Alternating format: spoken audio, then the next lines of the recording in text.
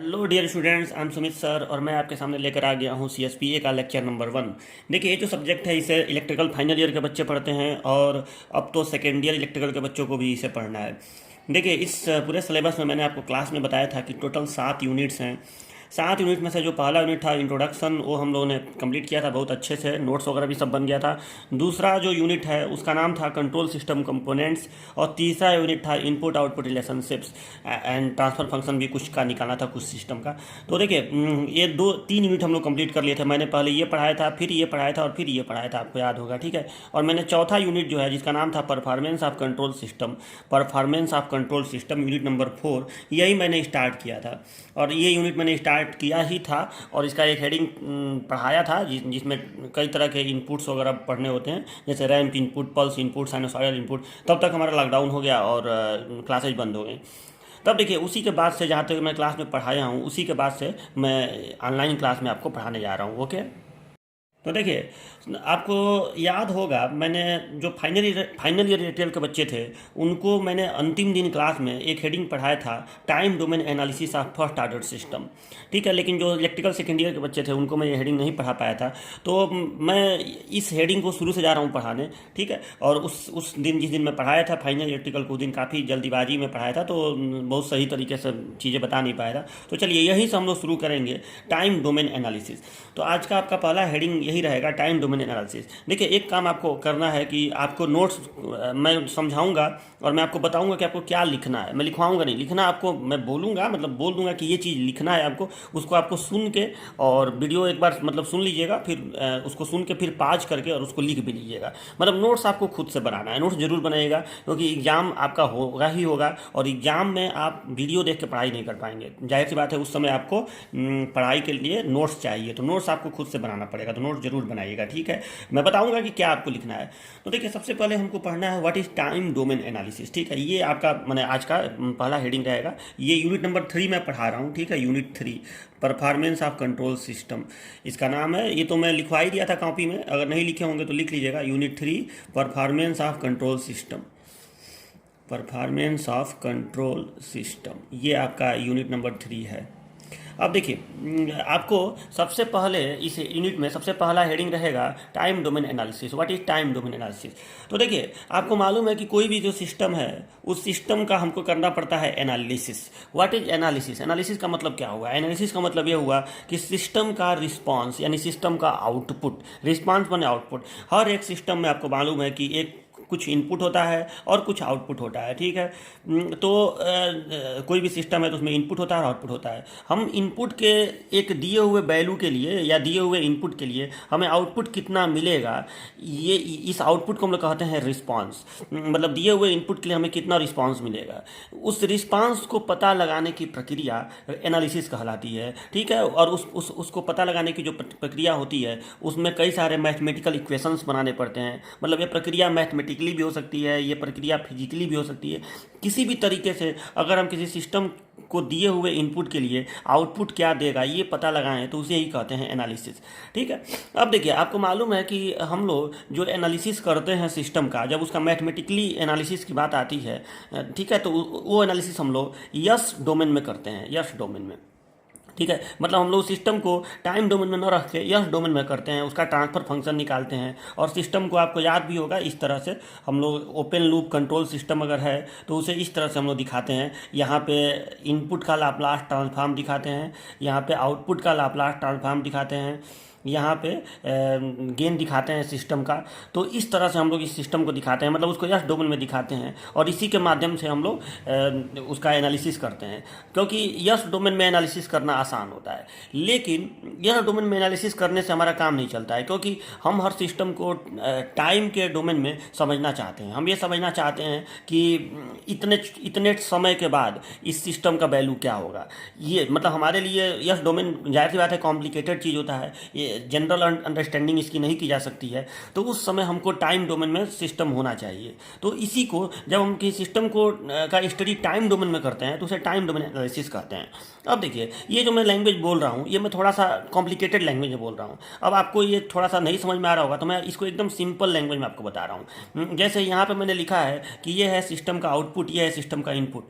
अब आप एक बात बताइए, अगर मुझे तो ये चाहिए ना कि एक सिस्टम है और यहाँ पे टाइम है और यहाँ पे उसका आउटपुट है, ठीक है। आउटपुट को मैं यहाँ पे अब CRT लिख रहा हूँ, मतलब मुझे टाइम के रेस्पेक्ट में किसी सिस्टम का आउटपुट चाहिए। ध्यान से सुन लीजिए, टाइम के रेस्पेक्ट में किसी सिस्टम का आउटपुट चाहिए। मतलब 1 सेकंड के बाद उसका आउटपुट क्या होगा, 2 सेकंड के बाद आउटपुट क्या होगा, 3 सेकंड के बाद आउटपुट क्या होगा। तो अगर अब यहाँ पे जो भी ग्राफ बनेगा उसी को हम कहेंगे टाइम डोमेन एनालिसिस। मतलब ये है कि किसी सिस्टम का विभिन्न समय के साथ उसके आउटपुट को ज्ञात करना ही कहलाता है टाइम डोमेन एनालिसिस। अगर मैं इसको टेक्निकल लैंग्वेज में बोलूँ तो आप इसको कॉपी में लिखेंगे कैसे कि what is time domain analysis, तो आप इसको ऐसे लिख सकते हैं कि study the behaviour of output of a system with respect to time is known as time domain analysis. एक बार फिर से सुन लीजिए, study the behaviour of output of a system with respect to time is known as time domain analysis. मतलब एक system है, उसका बिहेवियर या उसका आउटपुट या उसका रिस्पॉन्स, आपको जो भी कहना है कहिए, उसको उसका अध्ययन माने उसके बिहेवियर का अध्ययन टाइम के रेस्पेक्ट में करने की प्रक्रिया टाइम डोमेन एनालिसिस कहती है। मतलब सीधी सी बात यह है कि सिस्टम टाइम के रेस्पेक्ट में उसका आउटपुट किस तरह से वेरी कर रहा है। मतलब आप इनपुट जिस क्षण दिए उस क्षण आउटपुट क्या मिला, टाइम के रेस्पेक्ट में उसका आउटपुट क्या होगा, इसी को हम कहते हैं टाइम डोमेन एनालिसिस। तो ये आपको जरूर समझ में आ गया होगा कि what is time domain analysis. तो इसको पहले ये हेडिंग डाल के और आप लिख लीजिएगा। अब आपको थोड़ा सा और चीज़ें समझाने के लिए डिटेल में मैं आपको एक एग्जाम्पल दे रहा हूँ। जैसे मान लीजिए कि कोई पंखा है, कमरे का कोई पंखा है, और उसको आपने उसमें जानी जाहिर सी बात है, आपको मालूम है कि पंखे के साथ रेगुलेटर होता है और उसमें 1 2 3 4 5 ऐसे अलग अलग स्पीड होती हैं। मान लीजिए कि आपने उसको 3 स्पीड पे सेट किया, सपोज दैट पंखे को आपने रेगुलेटर को 3 स्पीड पे सेट किया, ठीक है। ऐसे रेगुलेटर होता है 1 2 3 4 5 ऑफ, इसमें सब होता है। तो आपने मान लीजिए इसको 3 स्पीड पे सेट किया। जब आप उसको 3 स्पीड पे सेट कर देते हैं तो पंखा जब ऑन होता है तो ऑन होने के बाद वो सीधे 3 स्पीड पे तो नहीं पहुंच जाएगा ना, धीरे धीरे ऐसे घूमेगा घूमेगा घूमेगा, धीरे धीरे ऐसे घूमेगा घूमेगा, फिर खूब तेज घूमने लगेगा और घूमते हुए अपना स्पीड पकड़ लेगा। तो अब देखिए, अगर आप इसका ग्राफ प्लाट करें, सपोज दैट कि इसके आउटपुट का टाइम के रेस्पेक्ट में आप ग्राफ प्लाट करें तो आपको ग्राफ ऐसा मिलेगा। बताइए, ये टाइम है और ये उसका आउटपुट है टाइम के रेस्पेक्ट में, इसीलिए इसको मैं CRT लिख रहा हूँ। तो आपको ग्राफ इस तरह से मिलेगा कि टाइम के रेस्पेक्ट में उसका ग्राफ इस तरह से बनेगा कि शुरुआत में जैसे ही आपने स्विच ऑन किया, आपने देखिए आपने 3 स्पीड पर उसको सेट कर दिया, क्या उसको चलना लास्ट में 3 ही स्पीड पे है। तो ये हो गया रेफरेंस इनपुट। जिस स्पीड पे आपने सेट कर दिया वो उसका रेफरेंस इनपुट हो गया, ठीक है। मतलब यहाँ पे आपने 3 स्पीड पे सेट कर दिया तो ये रेफरेंस इनपुट हो गया, रेफरेंस इनपुट ये हो गया। मतलब इतने स्पीड पर उसको चलना है। अब देखिए, और आपने उसको ये इनपुट दे दिया और स्विच ऑन कर दिया। जिस क्षण आपने स्विच ऑन किया पंखा घूमना स्टार्ट हुआ। अब वो घूमेगा पंखा और घूमते घूमते घूमते घूमते शुरुआती में तो उस स्पीड पर पहुंच नहीं जाएगा, पहले अपना स्पीड ऐसे बढ़ाएगा बढ़ाएगा बढ़ाएगा बढ़ाएगा बढ़ाएगा बढ़ाएगा और लास्ट में उस स्पीड पर पहुँच जाएगा। चलिए, इस स्पीड मान लीजिए पहुँच गया, ठीक है। तो अब देखिए, यहाँ से आप देखिए तो समय के रेस्पेक्ट में उसका आउटपुट जो है बदलता जा रहा है, बदलता जा रहा है, बदलता जा रहा है, और एक समय ऐसा आ रहा है कि वो 3 स्पीड पे पहुँच के उसका आउटपुट कांस्टेंट हो जा रहा है, ठीक है। तो अब ये जो एनालिसिस हमने किया है या ये जो हमने रिस्पांस पता किया है, इसको हम कहेंगे टाइम डोमेन एनालिसिस। और ये एनालिसिस, इस एनालिसिस में मतलब ये जो ग्राफ मिला है ये उसी का एनालिसिस कर्व है, ठीक है। ये बता रहा है कि उसके आउटपुट का बिहेवियर टाइम के रेस्पेक्ट में कैसा होगा। अब इस ग्राफ में आपको 2 भाग दिख रहे होंगे। एक भाग ऐसा है जिसमें समय के साथ इतने दूर, अगर मैं दिखाऊं आपको तो इतने दूर में आप देखिए तो समय के साथ इतने दूर में आपका आउटपुट जो है वेरी करता जा रहा है और इतने दूर में जो आउटपुट है वो कांस्टेंट है। आपको साफ दिख रहा होगा, इतने दूर में आउटपुट वेरी करता जा रहा है और इतने दूर में आउटपुट क्या है, कांस्टेंट है। तो अब देखिए, इतने दूर का जो ये भाग है, इस रिस्पांस को हम लोग कहते हैं ट्रांजिएंट रिस्पांस, ठीक है। और इस भाग को जिसमें आउटपुट लगभग कांस्टेंट है, इस भाग को जिसमें इतने दूर को जिसमें आउटपुट लगभग कांस्टेंट है, इस भाग को हम लोग कहते हैं स्टेडी स्टेट रिस्पांस। ठीक है। यहाँ आप पंखे का एग्जाम्पल नहीं आप ले सकते हैं, पंखे का एग्जाम्पल ले सकते हैं, बहुत सारे चीज़ों का एग्जाम्पल आप ले सकते हैं। ठीक है, जिसमें एक रेफरेंस इनपुट दिया गया, रेफरेंस इनपुट देने के बाद जैसे ही सिस्टम को ऑन किया गया, जब से वो सिस्टम ऑन हुआ, शुरुआत में वो रेफरेंस इनपुट तक पहुँचने की कोशिश करेगा और बाद में पहुँच जाएगा। जितने दूर तक, जितने समय तक उसका आउटपुट वेरी होता जाएगा, उसको हम लोग कहेंगे ट्रांजिएंट रिस्पॉन्स, और जब वो फिक्स्ड हो जाएगा तो उसको कहेंगे स्टेडी स्टेट रिस्पॉन्स। ठीक है, तो ये दो भागों से, किसी सिस्टम का जो रिस्पांस है वो दो भागों से मिलकर बनता है, एक होता है ट्रांजिएंट रिस्पांस, एक होता है स्टेडी स्टेट रिस्पांस। तो ये जो टाइम डोमेन एनालिसिस है, इसमें दो चीज़ों का अध्ययन हम लोग करते हैं या दो चीज़ों का एनालिसिस करते हैं, एक होता है ट्रांजिएंट रिस्पांस और एक होता है स्टेडी स्टेट रिस्पांस। ठीक है, तो अब देखिए, तो इसको हम दो भागों में लिख सकते हैं कि C of T is equal to C T R, मतलब ट्रांजिएंट रिस्पांस ऑफ टी, और C T S of T. ठीक है, मतलब जो सी ऑफ टी है, रिस्पांस जो है सिस्टम का, वो दो भागों से मिलकर बनता है, एक होता है ट्रांजिएंट रिस्पांस और एक होता है स्टेडी स्टेट रिस्पांस। ठीक है, तो आप लोग जरा सा ये काम कर लीजिएगा कि अपने कॉपी पर इसको हेडिंग डाल के study the behaviour of system with respect to time is known as time domain analysis, और ये डायग्राम बना के, बस इतना डायग्राम बना के और ये लिख लीजिएगा। ठीक है, और दो तरह का रिस्पांस होता है। ठीक है, ये इसको नीचे लिख दीजिएगा, where C T R is equal to. ठीक है, यहाँ पे आप टी नहीं भी लगाएंगे तो चलेगा। ठीक है, ऐसे भी डायरेक्ट आप लिख सकते हैं।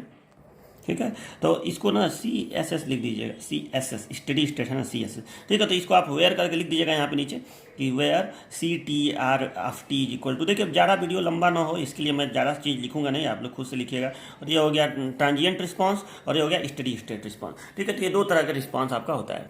तो ये लिखने के बाद आप ऐसे नीचे लिख भी दीजिएगा कि टाइम डोमेन एनालिसिस दो प्रकार का होता है, पहला ट्रांजिएंट रिस्पांस, दूसरा स्टेडी स्टेट रिस्पांस।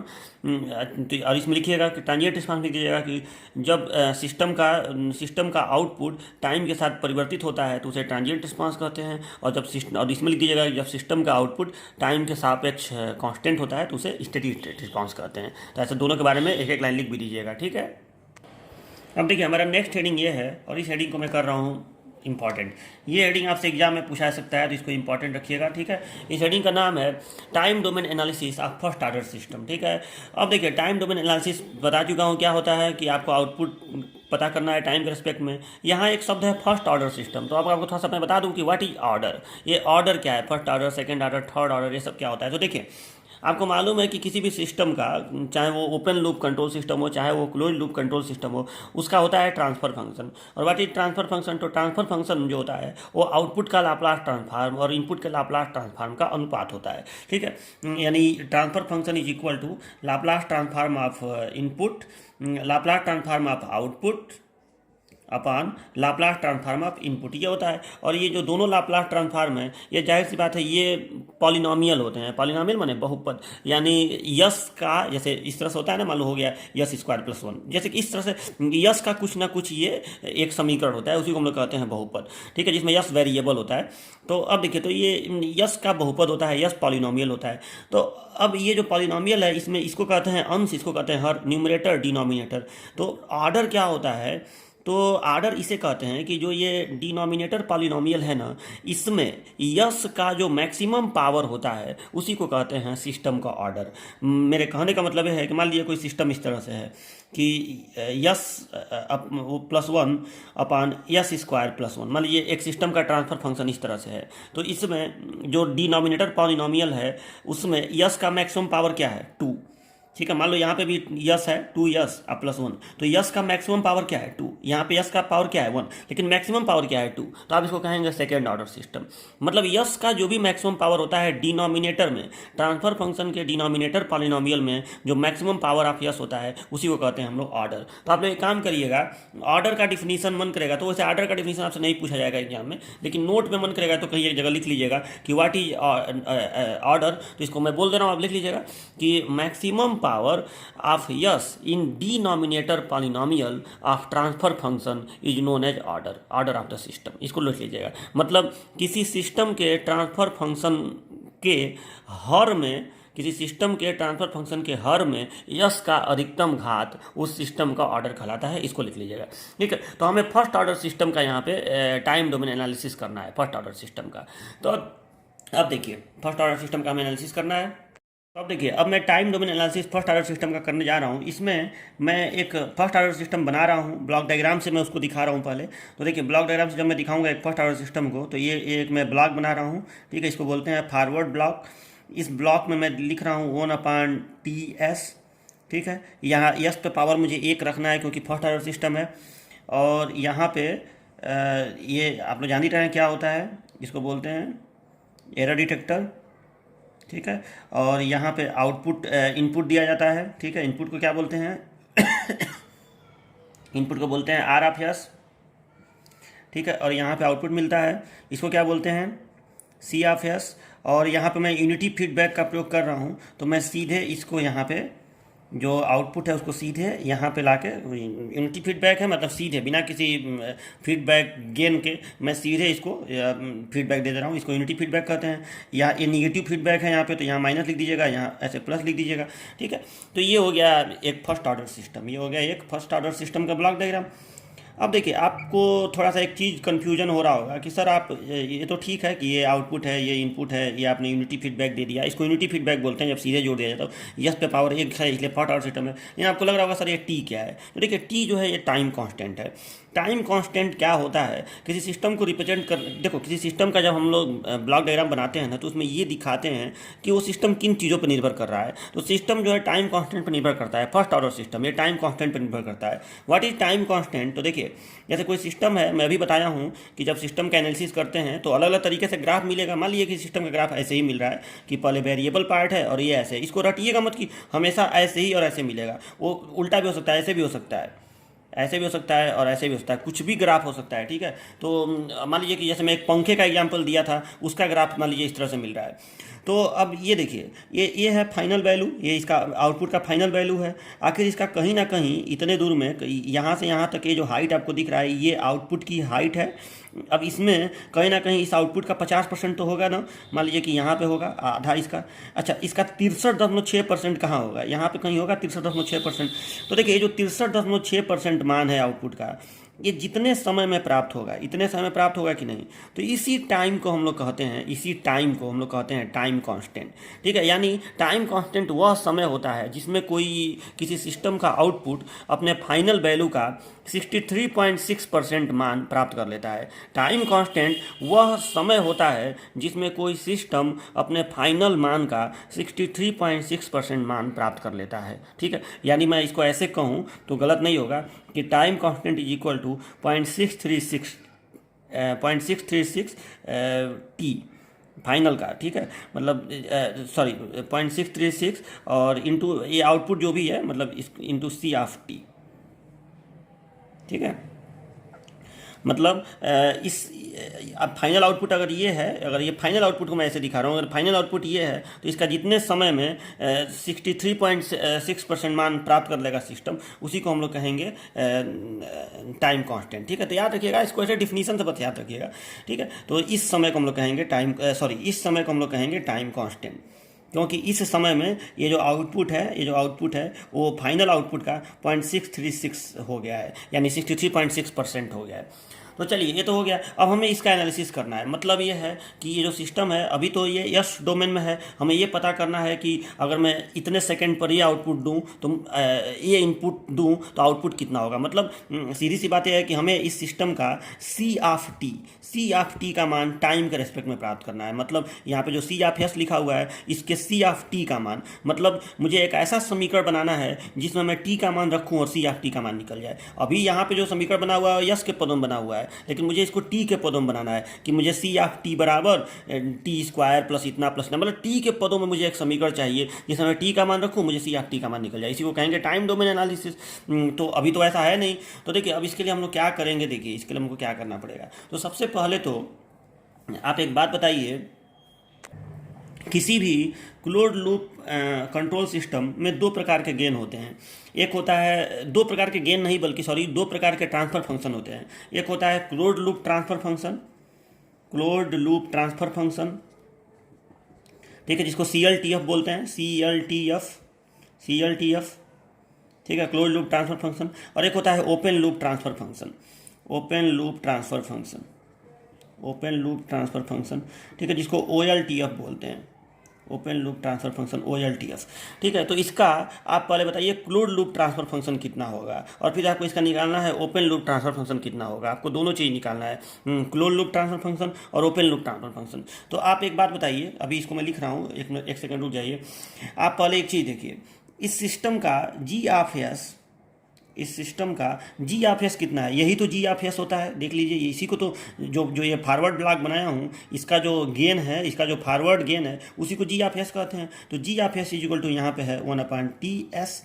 ठीक है, फर्स्ट ऑर्डर सिस्टम में यही होता ही है। अब दूसरा चीज़ देखिए, यहाँ पे जो एच ऑफ एस है, एच ऑफ एस किसको बोलते हैं, जो फॉरवर्ड, देखिए मैं कुछ पुरानी चीज़ें आपको पहले याद करा दे रहा हूँ, आप भूल गए होंगे, थोड़ा ज़्यादा दिन हो गया है। तो देखिए यहाँ पे आपको याद होगा कि यहाँ पे हम लोग इनपुट देते हैं आर ऑफ एस, यहाँ पे हमको आउटपुट मिलता है सी ऑफ एस, ये होता है जी ऑफ एस। ठीक है, और यहाँ इसको कहते हैं फॉरवर्ड ब्लॉक या फॉरवर्ड पाथ, फॉरवर्ड पाथ। ठीक है, और यहाँ पे और ये देखिए, ये जो फॉरवर्ड पाथ है, इतना बटे इतना कर दे तो इतना मिल जाएगा, इसको कहेंगे forward gain open loop control system का। और फिर अगर हम यहाँ पे इसका फीडबैक दे दें, यहाँ पे एरर डिटेक्टर लगा के, ठीक है, जब एरर डिटेक्टर लगा देंगे तो यहाँ पे इसको फीडबैक दे देंगे, निगेटिव फीडबैक मान लीजिए दे रहे हैं, तो इसके गेन को हम लोग लिखते हैं, इसके गेन को हम लोग लिखते हैं क्या, एच ऑफ एस। ठीक है, ये एच ऑफ एस हो गया। तो अब देखिए, ये जो एच ऑफ एस है, इसको हम लोग कहते हैं, एच ऑफ एस को हम लोग कहते हैं feedback path, gain of feedback path. ये फीडबैक पाथ का गेन है ये एच ऑफ एस।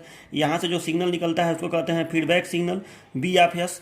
और फिर ये दोनों जब घट के यहाँ पे जो सिग्नल जाता है उसको कहते हैं error signal, E of S. ठीक है, आपको याद होगा, ये इनपुट सिग्नल या रेफरेंस इनपुट, ये फीडबैक सिग्नल, एरर सिग्नल, इन दोनों का डिफरेंस ये। ठीक है, यहाँ इस सिस्टम का गेन, यानी जो फॉरवर्ड ब्लॉक है उसका गेन जी ऑफ एस, यहाँ आउटपुट सी ऑफ एस, और ये हो गया फीडबैक पाथ, इसके गेन को लिखते हैं एच ऑफ एस। ठीक है, ये फॉरवर्ड पाथ है, जी ऑफ एस इसका गेन होता है, और फीडबैक पाथ का गेन एच ऑफ एस होता है। गेन का मतलब सीधा सा ये होता है कि जो भी आउटपुट निकल रहा है, उस जो भी एक ब्लॉक है, उसके गेन का मतलब होता है कि इतना बटे इतना, आउटपुट बटे इनपुट, उसका गेन होगा। मतलब अगर मैं इसके गेन की बात करूं तो इसका गेन होगा B of S upon C of S, क्योंकि सी ऑफ एस यहाँ इनपुट है और बी ऑफ एस यहाँ आउटपुट है।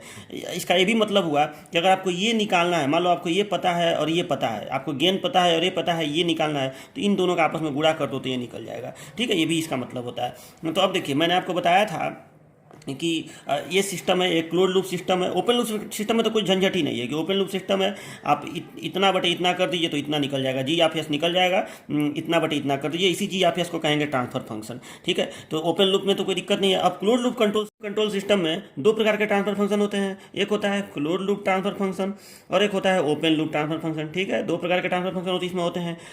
क्लोज लूप ट्रांसफर फंक्शन, ये दोनों नाम में यहाँ भले ओपन लूप है, ये दोनों क्लोज लूप कंट्रोल सिस्टम के लिए है। क्लोज लूप ट्रांसफर फंक्शन एक होता है, एक और दूसरा होता है open loop transfer function. Close loop transfer function में आपको बताया हूं कि ये क्या होता है, जैसे यहाँ पे क्लोज लूप कंट्रोल सिस्टम है, तो इतना बटे इतना अगर आप कर दें, सी ऑफ एस बटे आर ऑफ एस, ठीक है, तो ये निकलेगा। और ये कितना निकलेगा, अगर ये ओपन लूप कंट्रोल सिस्टम होता तब तो केवल यही आता। ठीक है, लेकिन ये क्लोज लूप कंट्रोल सिस्टम है तो ये इतना नहीं आएगा, ये आएगा इतना। इसको मैंने आपको कॉपी में प्रूफ करवाया था, जाके देख लीजिएगा, G of S upon 1 plus G of S into H of S, ये आता है। ये आता है क्लोज लूप ट्रांसफर फंक्शन। मतलब जब आप सिस्टम को क्लोज लूप बना देंगे, उसमें फीडबैक दे देंगे, तो ये आपका आएगा। इसको कहते हैं क्लोज लूप ट्रांसफर फंक्शन। ठीक है, तो इस क्लोज लूप का ट्रांसफर फंक्शन के अलावा इसी सिस्टम का एक और ट्रांसफर फंक्शन होता है जिसको हम लोग कहते हैं ओपन लूप ट्रांसफर फंक्शन। वो देखिए क्या होता है ओपन लूप ट्रांसफर फंक्शन। अच्छा, इसमें एक चीज़ और याद रखिएगा कि ये जो क्लोज लूप ट्रांसफर फंक्शन है, ये निगेटिव फीडबैक पर है। अगर फीडबैक पॉजिटिव होगा तो यहाँ पे माइनस आ जाएगा। ठीक है, तो ये सब आपको बताया था। अब देखिए, ओपन लूप ट्रांसफर फंक्शन में क्या होता है, अगर इस सिस्टम में फीडबैक हो लेकिन उस फीडबैक को दिया ना जाए, मतलब फीडबैक रहेगा लेकिन मान लीजिए इस फीडबैक को दिया ना जाए, सपोज दैट इस फीडबैक को फीडबैक किया नहीं, सिस्टम में फीडबैक है लेकिन फीडबैक को दिया नहीं जा रहा है, मतलब कोई सेंसर लगा है लेकिन उसको वो सेंसर फीडबैक ले रहा है लेकिन उसको वहाँ पे एरर डिटेक्टर को दे नहीं रहा है, तो उस समय जो ट्रांसफर फंक्शन निकलेगा उसको हम लोग कहते हैं ओपन लूप ट्रांसफर फंक्शन। इसको हम लोग रिप्रेजेंट करते हैं ऐसे, इन दोनों का आपस में गुणा करके, ठीक है, G of S into H of S, G of S into H of S, इन दोनों का गुणा करके जो ट्रांसफर फंक्शन निकलता है उसको हम लोग कहते हैं ओपन लूप ट्रांसफर फंक्शन। ये दोनों transfer function closed loop control system के लिए ही होता है। ओपन लूप सिस्टम एक अलग चीज़ है। ओपन लूप सिस्टम मतलब जिसमें फीडबैक हो ही ना, ठीक है, यहाँ पे बस ये हो और यहाँ पे आउटपुट हो और यहाँ पे इनपुट हो, इतना बट इतना कर दीजिए तो ये निकल जाएगा। ये ओपन लूप कंट्रोल सिस्टम का ट्रांसफर फंक्शन है। क्लोज्ड लूप ट्रांसफर फंक्शन जिसमें फीडबैक हो, अगर फीडबैक को दिया जाए तो ये गेन निकल के आएगा, इसको कहेंगे क्लोज्ड लूप ट्रांसफर फंक्शन। अगर फीडबैक हो लेकिन उसके दिया ना जाए तो ये ट्रांसफर फंक्शन निकल के आएगा G of S into H of S, जिसे कहेंगे ओपन लूप ट्रांसफर फंक्शन, ठीक है। तो ये दो प्रकार के ट्रांसफर फंक्शन होते हैं किसी भी क्लोज्ड लूप कंट्रोल सिस्टम में। अब देखिए जो फर्स्ट ऑर्डर सिस्टम है उसमें आपको मैं बताया हूँ कि यहाँ पे हम लोग यूनिटी फीडबैक दे रहे हैं, यूनिटी फीडबैक। तो यूनिटी फीडबैक में जाहिर सी बात है इसका ओपन लूप ट्रांसफर फंक्शन अगर आप निकालेंगे तो एच ऑफ एस कितना है, 1 है, यहाँ पे यूनिटी फीडबैक है तो एच ऑफ एस 1 है, तो जाहिर सी बात है इसका जी ऑफ एस ही हो जाएगा, जी ऑफ एस ही हो जाएगा, मतलब इतना हो जाएगा। अगर कोई पूछ दे कि इसका ओपन लूप ट्रांसफर फंक्शन कितना है तो 1/TS, लेकिन इसका क्लोज्ड लूप ट्रांसफर फंक्शन कितना है ये आप कैसे निकालेंगे, तो इसको आप निकाल सकते हैं इस फार्मूला से। ये फार्मूला आप याद रखिए कि क्लोज्ड लूप ट्रांसफर फंक्शन का ये फार्मूला होता है। तो अब देखिए, तो G of S is equal to हो गया 1/TS, ये चीज़ H of S is equal to कितना है 1, ठीक है। अब मैं आपसे पूछ दूं कि इसका बताओ क्लोज्ड लूप ट्रांसफर फंक्शन कितना होगा। Closed loop transfer function, closed loop transfer function, ठीक है। और क्लोज्ड लूप ट्रांसफर फंक्शन को कैसे रिप्रेजेंट करते हैं, तो इसको रिप्रेजेंट करते हैं आउटपुट अपॉन इनपुट, यानी C of S upon R of S, ठीक है। तो ये हो गया। और इसका फार्मूला क्या होता है, तो इसका फार्मूला होता है G of S upon 1 plus G of S into H of S, ये इसका फार्मूला होता है। तो चलिए इसको सॉल्व किया जाए। तो इसको जब आप सॉल्व करेंगे तो जी ऑफ एस का मान यहाँ पे देखो, यहाँ पे लिखा हूँ 1/TS upon 1/1 plus TS into 1। तो चलिए इसको सॉल्व कर लेते हैं।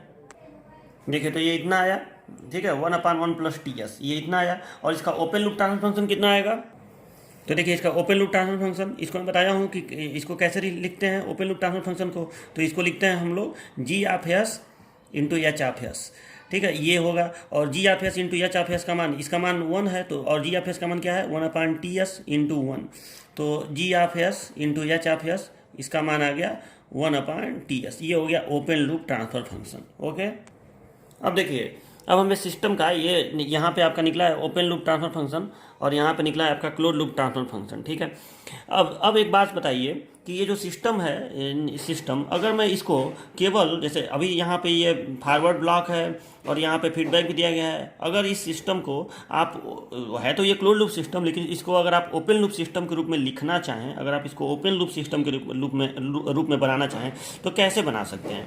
तो यहाँ देखिए, यहाँ आपको ये तो दिख रहा है ना कि C of S upon R of S is equal to 1/1 plus TS, ठीक है, यानी output upon input is equal to इतना। तो अगर आप इस सिस्टम को क्लोज लूप सिस्टम की बजाय ओपन लूप सिस्टम के रूप में बनाना चाहें तो आप इसको ऐसे बना सकते हैं कि एक ब्लॉक बना सकते हैं जिसमें ये हो आउटपुट, ये हो इनपुट और ये उसका गेन हो उस सिस्टम का, ठीक है, जो ट्रांसफर फंक्शन है। तो अभी आप इसको ऐसे बना सकते हैं, देखिए इस तरह से आप इसको बना सकते हैं। लिखेंगे now block diagram of first order system can be represented by. तो चलिए इसको आप रिप्रेजेंट करिए। तो देखिए कैसे रिप्रेजेंट करेंगे, अभी फिर बता रहा हूँ, आउटपुट इनपुट और ये बीच का ब्लॉक। तो देखिए कैसे बनेगा ये, तो ये एक आप यहाँ पे ब्लॉक बनाएंगे, एक ब्लॉक बनाएंगे, ठीक है। यहाँ पे आउटपुट यानी सी ऑफ एस, इनपुट यानी आर ऑफ एस, और यहाँ पे 1/, क्या लिखेंगे 1/, ये लिखेंगे, देखिए 1/1 प्लस TS, तो 1/1 प्लस TS। तो मतलब जो आपका ये सिस्टम था, जो आपका ये फर्स्ट ऑर्डर सिस्टम था जिसमें फीडबैक था, वो सिस्टम इस तरह से ओपन लूप सिस्टम के रूप में बन सकता है, ठीक है। तो इसको आप ऐसे बना सकते हैं। अब ये थोड़ा सा देखो, ये ऐसा करने का फायदा यह ना कि थोड़ा सा एनालिसिस करना अब आसान हो जाएगा। अब आपको करना क्या है कि बस आपको एक छोटा सा काम ये करना है अब कि यहाँ पे सी ऑफ एस के जगह पे आपको सी ऑफ टी पता करना है, ठीक है। तो आपका टाइम डोमेन के रूप में आउटपुट निकल जाएगा और वही कहलाएगा टाइम डोमेन एनालिसिस। तो चलो इसको पता करते हैं। देखिए ये कैसे पता चल सकता है। तो देखिए इस सिस्टम को सबसे पहले हम लोग स्टेप इनपुट देंगे, क्योंकि आपके सिलेबस में स्टेप इनपुट के लिए ही टाइम डोमेन रिस्पांस देना है। ठीक है, तो स्टेप इनपुट देंगे तो यहाँ लिखेंगे फॉर स्टेप इनपुट, जब स्टेप इनपुट दिया था, स्टेप इनपुट आपको पता होगा क्या होता है, जिसमें टाइम के रेस्पेक्ट में इनपुट का मान सदैव नियत हो, उसी को स्टेप इनपुट कहते हैं। मैंने एकांक हो, एक हो, टाइम के रेस्पेक्ट में इनपुट का मान सदैव फिक्स हो, ये मैं आपको बता चुका हूँ क्लास में। ठीक है, तो फॉर स्टेप इनपुट, और इनपुट को टाइम डोमेन के रूप में हम लोग ऐसे लिखते हैं ना कि R of T is equal to, for step input जो आर ऑफ टी है वो हो जाएगा कितना, तो वो हो जाएगा यू ऑफ टी। ठीक है, इसको स्टेप इनपुट को हम लोग यू ऑफ टी लिखते हैं ना। ठीक है, तो देखिए R of T is equal to U of T, और जब इसका लाप्लास ट्रांसफॉर्म निकाल देंगे तो इसको हम लिख सकते हैं R of S is equal to, ये 1 हो जाएगा, या एक लाइन और बढ़ा दे रहा हूँ तब लिख रहा हूँ कि इसको ऐसे लिख सकते हैं कि R of T is equal to 1, इसको ऐसे लिख सकते हैं R of T is equal to 1। तो जब इसका लाप्लास ट्रांसफॉर्म निकाल देंगे तो R of S is equal to 1 का लाप्लास ट्रांसफॉर्म कितना हो जाएगा, 1/s।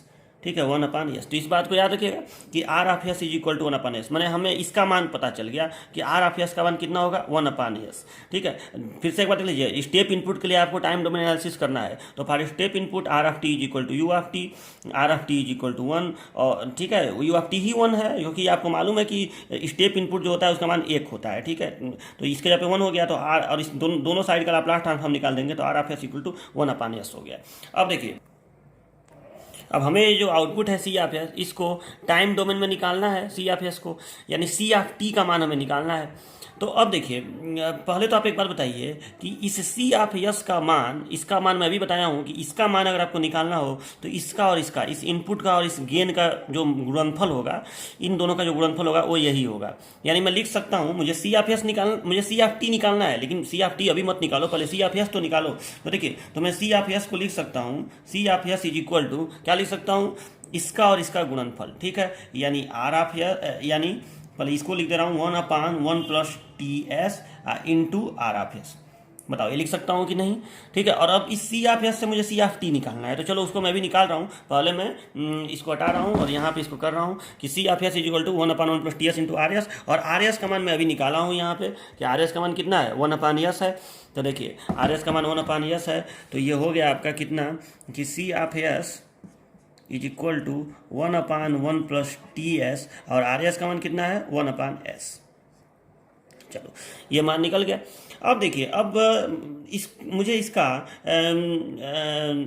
इन्वर्स लाप्लास ट्रांसफॉर्म अगर मैं ले लूँ, अगर मैं इस इक्वेशन का इन्वर्स लाप्लास ट्रांसफॉर्म ले लूँ, ठीक है, इन्वर्स लाप्लास ट्रांसफॉर्म ILT, तो मुझे यहाँ पे सी ऑफ टी निकल जाएगा कि नहीं, यही तो मुझे करना है कि मुझे सिस्टम का टाइम डोमेन में रिस्पांस निकालना है, तो सी ऑफ टी निकल जाएगा। लेकिन इन्वर्स लाप्लास ट्रांसफॉर्म इस चीज़ का लेना आसान नहीं है, तो पहले मैं इसको ऐसे चीज़ों के रूप में, जैसे अभी मुझे आ जाए कि 1/s का बताइए, तो मैं बड़े आराम से बता दूंगा कि 1/s का इन्वर्स लाप्लास ट्रांसफॉर्म 1 होगा, क्योंकि 1 का लाप्लास ट्रांसफॉर्म 1/s होता है, तो 1/s का 1 होगा। लेकिन यहाँ पे तो ये इतना बड़ा संख्या है ना, तो मुझे इसको ऐसे रूप में बदलना पड़ेगा जिसका मैं लाप्लास ट्रांसफॉर्म निकाल सकूँ। तो अब देखिए इसके लिए मैं क्या करूँगा, पहले अभी इन्वर्स लाप्लास ट्रांसफॉर्म निकालने से पहले मुझे इसको पार्शियल फ्रैक्शन में तोड़ना पड़ेगा। तो लिखूँगा बाई पार्शियल फ्रैक्शन, मतलब आंशिक भिन्न में। तो अगर मैं इसका पार्शियल फ्रैक्शन करूं तो इसको मैं ऐसे कर सकता हूं ना, C of S is equal to 1/, चलिए पार्शियल फ्रैक्शन के रूप में आपको मालूम है कि ऐसे लिखेंगे, इसको यहाँ पे लिखेंगे 1 प्लस 1/TS, और यहाँ पे फिर प्लस 1 यहाँ पे बटे में S। ठीक है, यहाँ पे लिखेंगे बट कुछ चीज़ का बटा 1 प्लस TS लिखेंगे, जैसे 2 हर है ना, तो 1 प्लस TS किसी चीज़ के बटे में इसको लिखेंगे, अब प्लस किसी चीज़ के बटे में ये यस लिखेंगे। यहाँ पे मान लो ए है, यहाँ पे मान लो बी है, तो चलो उसी का मान तो मुझे पता करना है। तो कैसे उसका मान पता चलेगा, तो देखिए इसका तरीका ये होता है कि जो भी यहाँ पे हर हो उस हर को आप 0 के बराबर करिए और यस का मान निकालिए, और यस के उस मान को इसमें नहीं बल्कि उस यस का जो भी मान है उसको इसमें नहीं बल्कि आप इस समीकरण में रख दीजिए, इस वाले पद में रख दीजिए। ठीक है, यही तो तरीका होता है निकालने का। ठीक है, तो अगर आप यहाँ पे 0 के बराबर इसको रफ पे कर लेंगे तो 1 प्लस TS बराबर आप 0 करेंगे तो S का मान कितना आएगा, तो S का मान आएगा -1/T। तो -1/t आएगा। अब इस -1/t को आप कहाँ रखेंगे, यहाँ रखेंगे 1/s के जगह पे। तो मतलब इसमें यस के जगह पे ये रखेंगे तो कितना आ जाएगा 1 और यस के जगह पे -1/t रखेंगे, ठीक है। तो ये कितना आ जाएगा -t आ जाएगा, -t, ये t ऊपर चला जाएगा और यहाँ माइनस है तो -t हो जाएगा, ठीक है। तो यहाँ पे आप -t लिखेंगे। ऐसे इसको करते हैं पार्शियल फ्रैक्शन में। अब देखिए, अब यस का मान 0 करके और उसको हम लोग इस पद में रखेंगे तो यस बराबर 0 यहाँ रखिए, ठीक है। तो ये हो जाएगा 1 यस बराबर 0 इसमें रखिए तो 1/1 + 0 यानी 1/1 + 0 यानी 1, और 1/1 का मान 1 ही होगा, मतलब ये कुल में आएगा 1/s, ठीक है। तो ये आ गया आपका। अब देखिए, अब इसका हम लोग अभी भी इसमें इसका तो लाप्लास इन्वर्स लाप्लास ट्रांसफॉर्म हो सकता है, लेकिन अभी भी इसका थोड़ा करने में दिक्कत है। तो इसको एक काम करते हैं हम लोग, आपको दिख रहा होगा कि इसमें से अगर हम नीचे वाले में से t कॉमन ले लें तो ये देखिए, अगर हम यहाँ पे टाइम कांस्टेंट को कॉमन ले लें तो ये हो जाएगा 1/t और प्लस यस हो जाएगा और प्लस 1/s। अब देखिए ये t से t खत्म हो गया तो c of s is equal to -1 और इसको मैं ऐसे लिख दे रहा हूँ यस प्लस 1/t, उससे कोई फर्क नहीं पड़ता है, अब प्लस 1/s। अब देखिए, अब इसका लाप्लास इन्वर्स लाप्लास ट्रांसफॉर्म लिया जा सकता है, इसलिए लिया जा सकता है कि आपको मालूम है कि 1 का लाप्लास ट्रांसफॉर्म 1/s होता है, तो 1/s का इन्वर्स लाप्लास ट्रांसफॉर्म 1 होगा। चलिए, तो ये तो आपको पता चल गया।